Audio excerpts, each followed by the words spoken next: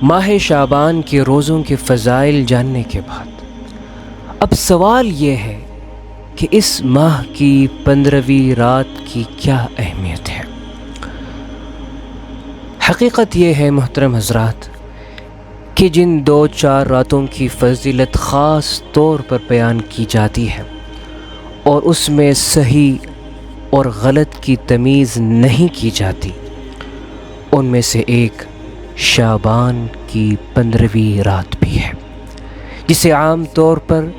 شب برات کہا جاتا ہے۔ اس رات کے بارے میں آپ صلی اللہ علیہ وسلم کا یہ ارشاد صحیح و سند کے ساتھ روایت کیا گیا ہے کہ اللہ تعالی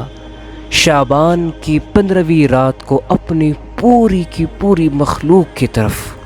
بنظر رحمت دیکھتا ہے، پھر مشرک اور کینہ پرور کے سوا باقی ساری مخلوق کی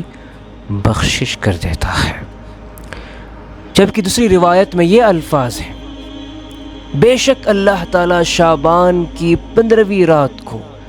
اپنے بندوں پر رحمت کی نظر ڈالتا ہے، پھر مومنوں کو معاف کر دیتا ہے اور کافروں کو ڈھیل دے دیتا ہے، اور